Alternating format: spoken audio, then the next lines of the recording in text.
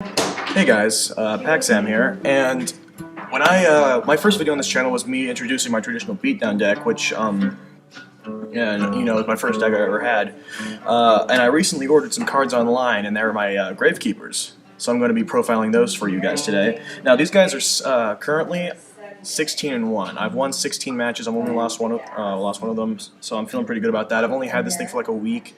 It's working really well for me, so here goes. Start with the high levels. Not very many. 3 Visionaries. Visionaries are nice because when they are summoned, you can sacrifice 1 Gravekeeper for them, and they gain 200 attack for every Gravekeeper in the graveyard, and also, if they would be destroyed, you can discard a Gravekeeper monster from your hand, and he wouldn't be destroyed.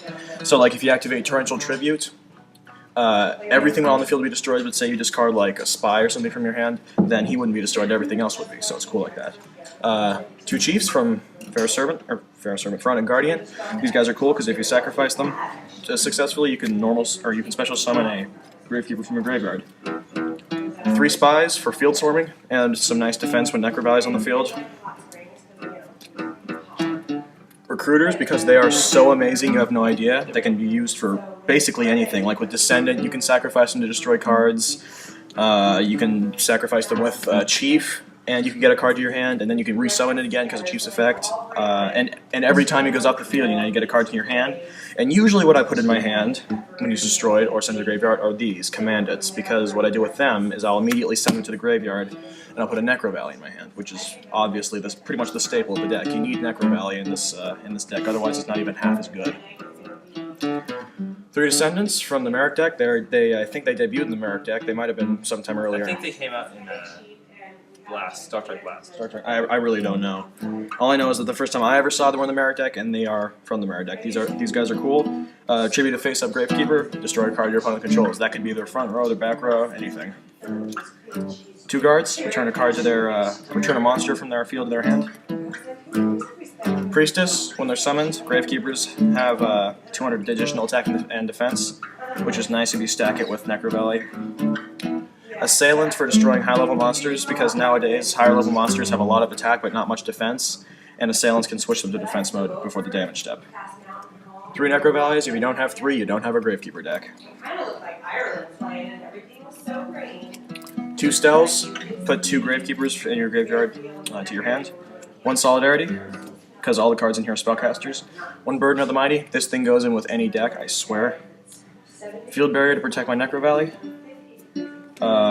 2 Space Typhoons, why not, destroy your opponent's cards for free. And 1 Dark Hole from Starter Deck Pegasus. I don't know why this is the only card that I have that's in a starter deck. What? Yeah. The screen's all dark.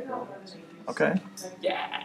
Big difference. 2 Rite of Spirit, it's like a Monster Reborn for Gravekeepers, and and when I activate it, the monsters in my graveyard aren't affected by Necro Valley, so, it's pretty nice. 2 Bottomless. 3 Bribe, because you really need to protect your Gravekeepers in your Necro Valley. 1 Mirror Force. 1 Royal Oppression, which is, this card's actually really good in this deck because it's not bent around special summoning, whereas the metagame nowadays is bent on field swarming really quickly.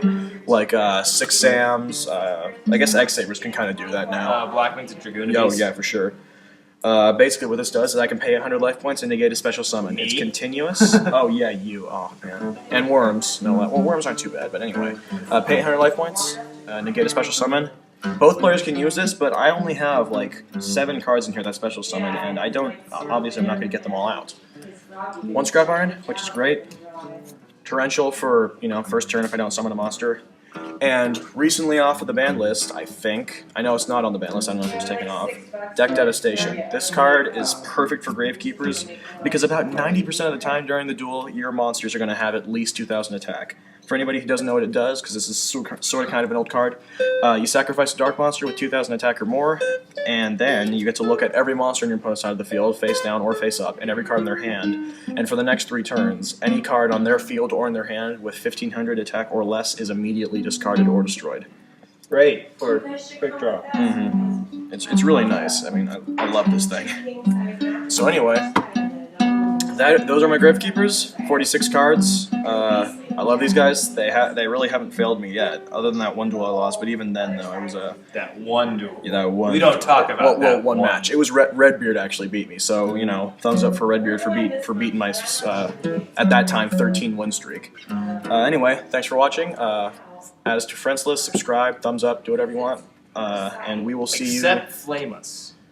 Don't rage on us. Don't feed the trolls, Douglas. Do not feed the trolls. This is a no trolling zone. See you guys later, and we'll get back to you shortly. Oh, and we were probably going to tournaments on Saturday, so we'll get some cool videos for you guys then. Yeah, so expect a video. See ya. Bye.